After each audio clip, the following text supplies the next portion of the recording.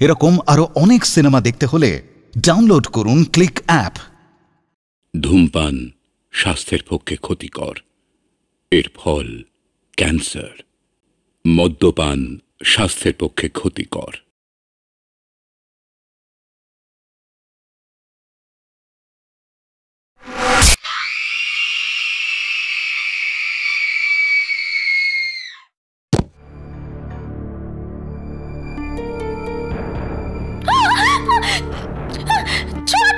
তোমার খেলা শেষ।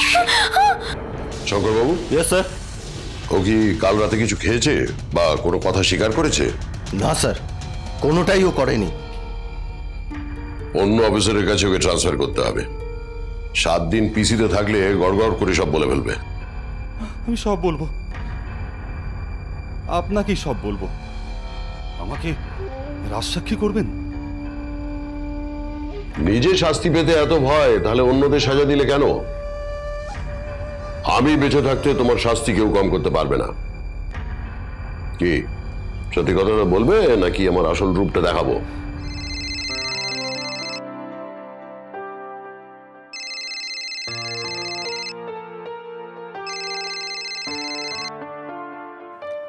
হ্যালো। হ্যালো বাবা। কি ব্যাপার? বলো। তোরা ঠিক মতো পৌঁছেছিস তো? হ্যাঁ, আমরা ঠিক মতো পৌঁছেছি। তুমি আর মা ভালো আছো তো? হ্যাঁ, আমরা তো ঠিকই আছি। তোর পাশে নীলাভ আছে? তাহলে ওকে একটু ফোনটা দে তো। হ্যাঁ হ্যাঁ, এই নাও বাবার ফোন। বাবা?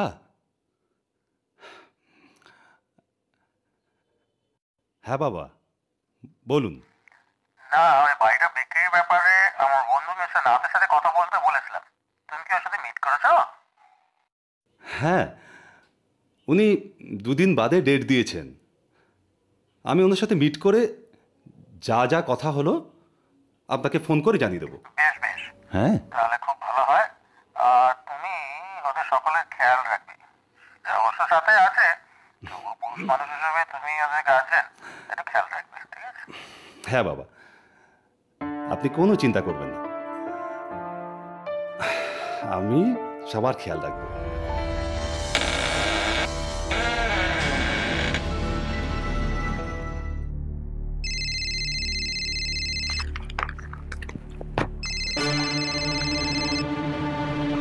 হ্যালো। হ্যাঁ হ্যাঁ, হ্যালো বাবা। কি কি হয়েছে? তোমার গলাটা ওরকম শোনাচ্ছে কেন? আজকে একটা দুর্ঘটনা ঘটে গেছে। কি? গত রাতে হরিদা আর আর সাথীর মার্ডার হয়ে গেছে। কি বলছো তুমি? সৌরিশ, সৌরিশ, সৌরিশ, দেখ ওরা কি বলছে, দেখ। কি কথা বল নীলাভ। কি হয়েছে নীলাভ? হ্যাঁ, ছোটকা, এই নাও দিদি ভাইয়ের সাথে কথা বলো। দিদি ভাই, ছোটকা। ছোটকা, আমি সাথীকে বাঁচাতে পারলাম না। কি বলছো আমি বুঝতে পারছি না। একটু না কেঁদে একটু পরিষ্কার করে বলো, নাহলে আমি বুঝবো কি করে? হরিদার গতকাল রাতে মার্ডার হয়ে গেছে। পুলিশ এসে পুরো বাড়ি সিল করে দিয়ে গেছে। যত শিগগিরই সম্ভব তোমরা ওই বাড়ির থেকে চলে এসো। আমি নীলাভকে বলছি যাওয়ার ব্যবস্থা করতে। হ্যাঁ, আমি রাখলাম। আর হ্যাঁ হ্যাঁ, তুমি একটু মা বাবাকে বুঝিয়ে বলো। আমি তো বললাম সেটা নিয়েও তোমাদের ভাবতে হবে না। আমি রাখছি।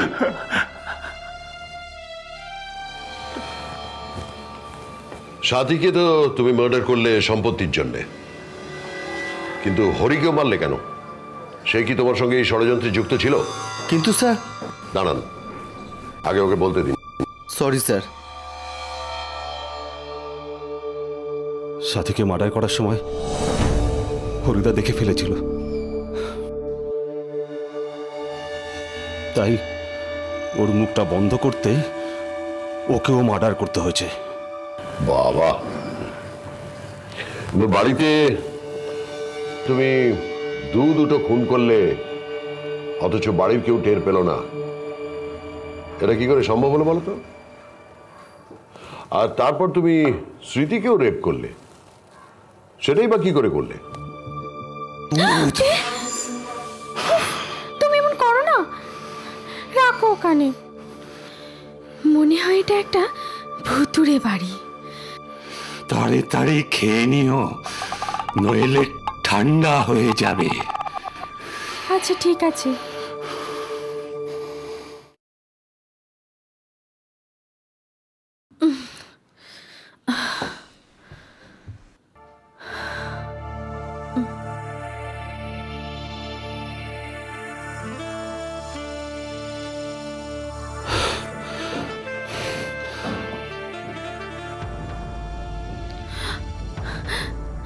ছাড়ো না, আমার ভালো লাগছে না, সরো।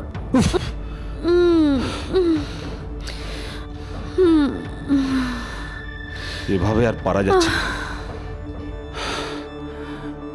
আমাকে অন্য একটা কিছু ভাবতেই হবে। স্যার, আমার মনে হচ্ছে এর পেছনে আরো কেউ আছে, এবং সেটা বাড়িরই কেউ। হ্যাঁ, আপনি ঠিকই বলেছেন শঙ্করবাবু। এই এত বড় কর্মকাণ্ড ওর একার পক্ষে ঘটানোটা সম্ভব নয়। আর কে আছে তোমার সঙ্গে? আমি কারো সাহায্য নিইনি। আপনার কি মনে হয় আমার কারো সাহায্য লাগতে পারে? পুরো কাজটা আমি একা করেছি। ছোটকা, তুমি আমায় ডাকলে কেন? আগে বস, তারপর কথা বল, সাবধানে। তুমি কে? আমি শুভাঙ্গী, সৃজার বান্ধবী। আমি তো শুধু শাশ্বতীকে ডেকে পাঠিয়েছিলাম। আসলে সৃজাই আমাকে পাঠালো। ওর তো শরীরটা খুব একটা ভালো নয়। ঠিক আছে, তুমি একটু বাইরে গিয়ে বসো, শাশ্বতীর সঙ্গে আমার একটু কথা আছে। ঠিক আছে, আমি বাইরে আছি। ওর হয়ে গেলে আমি ওকে এসে নিয়ে যাব।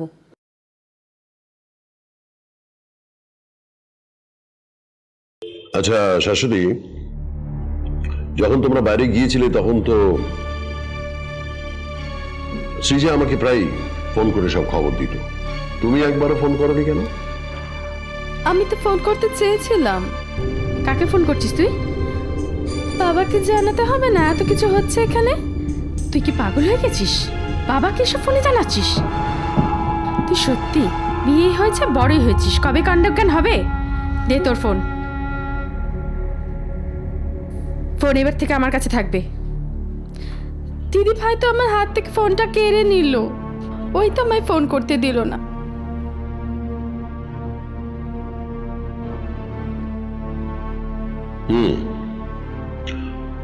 আচ্ছা, তোমার দেওর সবুজ,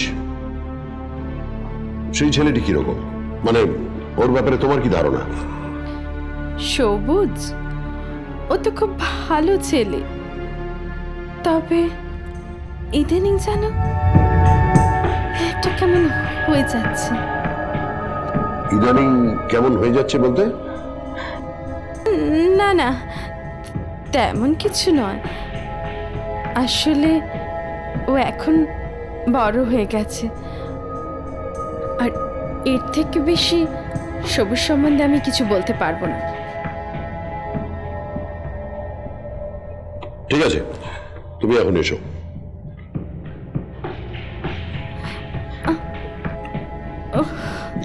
প্রয়োজন পড়লে হয়তো তোমাকে আরেকবার ডেকে পাঠাতে পারি।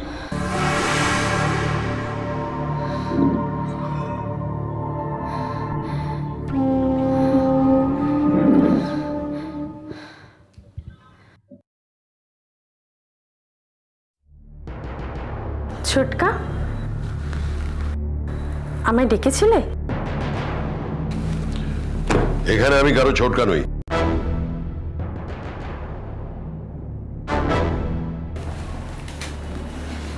বসো।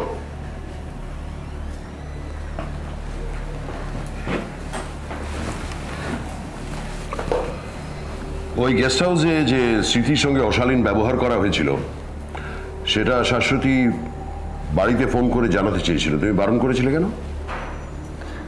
তোমাদের চিন্তা হবে তাই জানাইনি। কেন, এটাকে আমি খুব বড় অন্যায় করেছি? নিশ্চয়ই। সরি। যে রাত্রে তুমি ছাতির পাশে শুয়েছিলে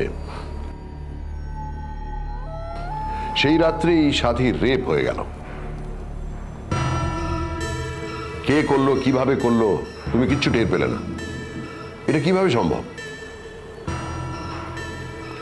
তুমি কি চাইছো বলো তো, দুই বোনকে সরিয়ে দিয়ে বাবা কাকার সম্পত্তি হাতাতে? তুমি কি বলছো?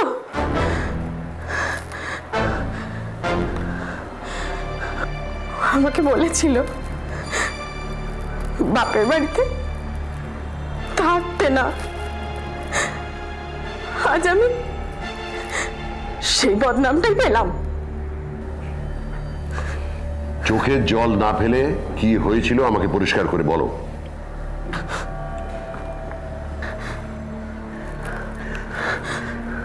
সেই দিন রাতে আমি যখন সাথীর ঘরে ঢুকলাম তখন দেখলাম সবুজ। এই রে, কেউ আসছে। এই সবুজ, এই এত রাতে তুই সাথীর ঘরে কি করছিস রে? কই কিছু না তো, অনেক রাত হয়ে গেছে, দাদা আবার বকবে, আমি আসি আজকে। বলছি তুমি আজকে সাথীর কাছে শোবে? কেন রে? না কিছু না। এত রাতে সবুজ, এই মেয়ের কাণ্ড দেখো, দুধটাও পুরো খায়নি। ওরা এত দেরি করছে কেন? আমি তো আর টেনশন নিতে পারছি না। রাস্তায় আবার কিছু অঘটন ঘটলো না তো? উফ কাকিমা, তুমি এত টেনশন করো না তো, ওরা এক্ষুনি এসে পড়বে। ওই তো ওরা এসে পড়েছে। একটু দাদি ভাই, তুমি একা কেন? টিকু কোথায়? টিকুকে রিক্তা মাসির বাড়িতে দিয়ে এসেছি। আসলে ছোট তো, ওই সব বুঝবে না। ঠিক করছো শোনো, ঠিক করছো। এটা আমরাই মেনে নিতে পারছি না, ও তো নিহাতি ছোট। এত কান্নাকাটি করো না কাকিমা, এবার তো তোমার শরীর খারাপ করবে। মেসমশাই, আপনি বরং মাসিমাকে নিয়ে ভেতরে যান। ওরা এইসবে এলো, ওদের খাওয়ার ব্যবস্থা করতে হবে, আমি আর শুভাঙ্গী করে ফেলছি। সেই ভালো, চলো চলো ভেতরে চলো। এসো এসো। তোরা এখানে দাঁড়িয়ে না থেকে ভেতরে গিয়ে ফ্রেশ হয়ে নে, আমি তোদের জল খাবারের ব্যবস্থা করছি।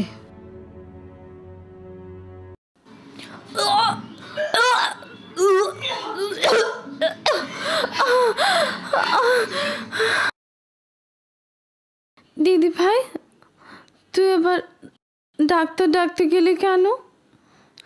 আমি একটু বিশ্রাম নিলেই সুস্থ হয়ে যেতাম। কোন ডাক্তারকে ডেকেছি জানিস? কোন ডাক্তার? আরে আমার ছোটবেলার বান্ধবী তুহিনা। গতকাল রাত্রে ফোন করেছিল, তখন তোর সব কথা বললাম। ওই তো বললো এসে তোকে একবার দেখে যাবে। ও মা, ওই তো তুই না চলে এসেছে। বস বস। কিরে শাশ্বতী, কেমন আছিস? ভালো। বল সৃজা, ভাবা যায় শাশ্বতী বড় হয়ে গেল, আবার বিয়েও হয়ে গেল। আমি কি সারা জীবন বাচ্চাই থাকবো নাকি?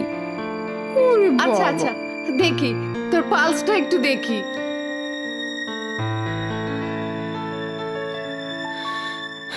কি জানি ওর আবার কেন শরীর খারাপ করলো।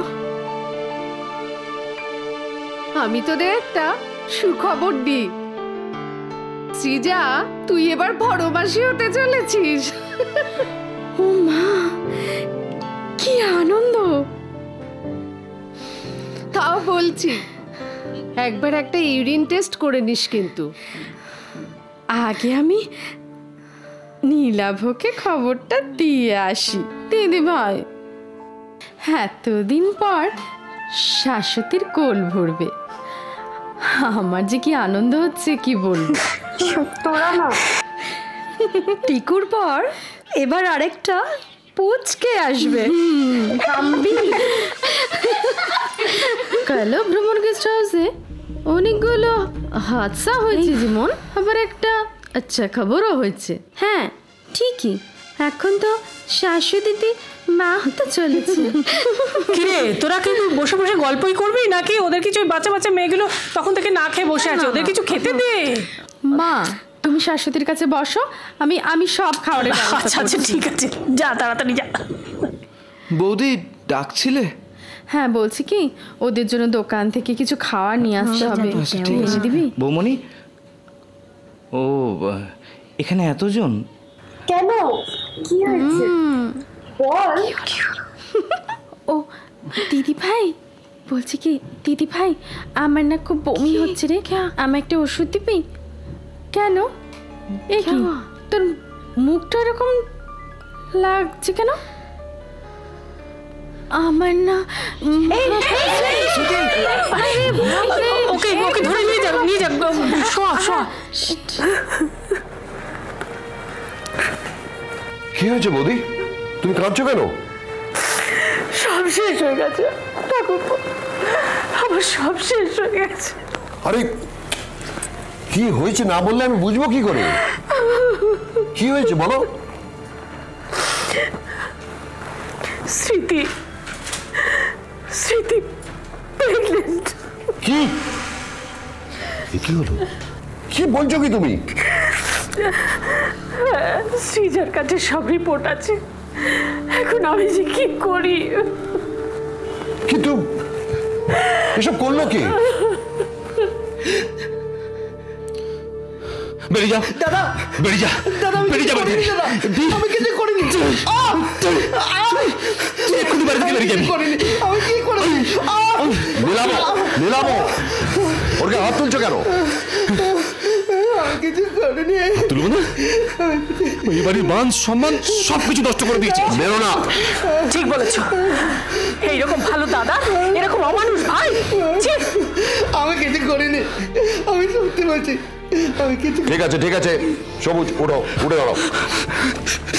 নিলামো, আমি তোমায় বারণ করে দিচ্ছি, তুমি ওর গায়ে হাত তুলবে না। তুমি কি বলছো ঠাকুরপো? আমি ঠিকই বলছি। ছোটকা, আপনি কিন্তু ওকে চেনেন না। সেটাই তো বলছি, আগে ওকে ভালো করে চিনে নেব, তারপর সিদ্ধান্ত নেব। বিনা প্রমাণে কাউকে দোষী সাব্যস্ত করা যায় না। আমার উপর ভরসা রাখো বৌদি। চলো সবুজ, আমার সঙ্গে ভেতরে চলো।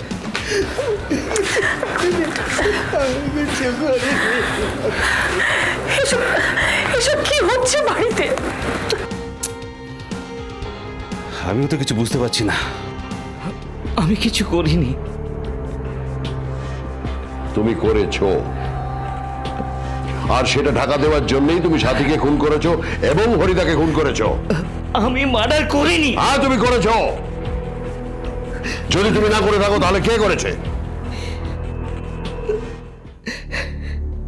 আমি বলছি, আমি সব বলছি। ওই দিন রাতে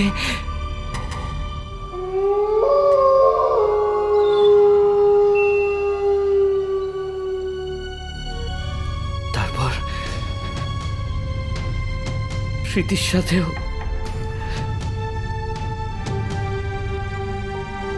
একই কাজ করেছে।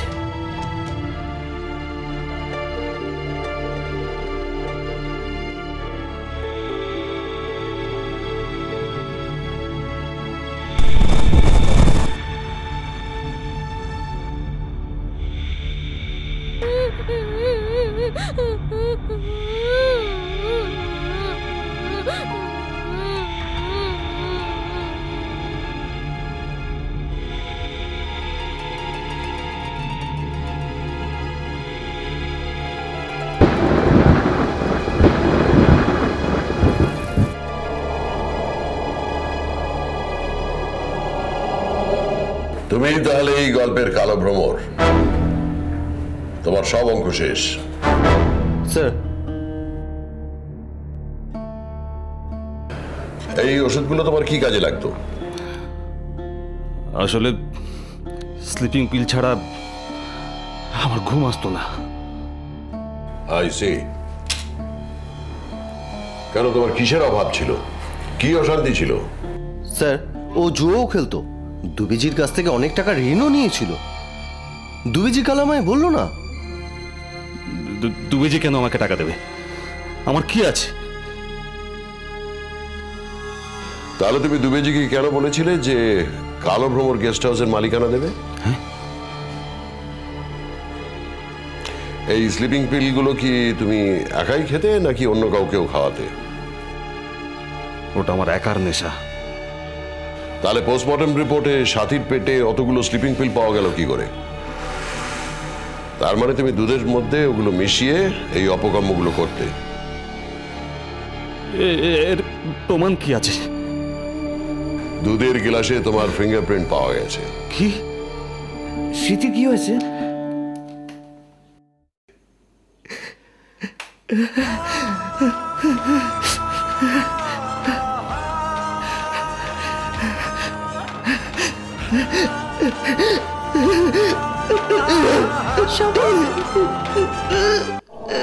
কি হয়েছে সমাজ? কি হয়েছে বলবি? কার ফোন ছিল? কে ফোন করছিল? স্মৃতি, স্মৃতি, স্মৃতি মারা গেছে। তোমরা ওকে মেরে ফেলেছো। আমি থাকবো তোমাদের কাছে। স্মৃতি মারা গেছে। কি বলছিস? তোমরা এবার খুশি? তোমরা খুশি? তোমরা খুশি তো? আমি চলে গেলাম। শোন, চলে গেলাম। চলে গেলাম। বাচ্চাটা বাচ্চাটা আমার বাচ্চাটা একা। তোমরা থাকো না। তোমরা থাকো না। তোমরা সুখে থাকো। যাস না। কি হলো? হ্যালো হ্যালো ছোটকা, স্মৃতি ডেলিভারি হতে গিয়ে মারা গেছে। তুই কি বলছিস মা? কি হয়েছে?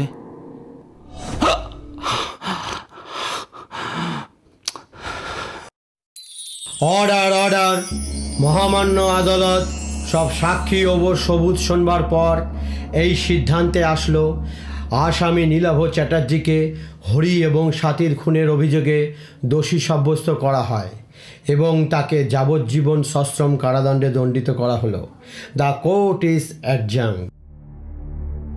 ও, তোর খিদে পেয়েছে?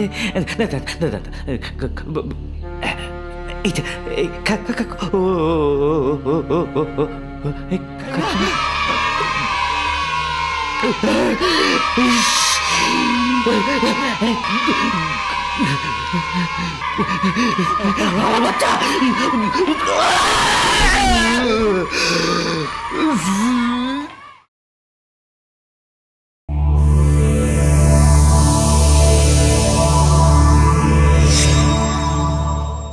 এরকম আরো অনেক সিনেমা দেখতে হলে ডাউনলোড করুন ক্লিক অ্যাপ।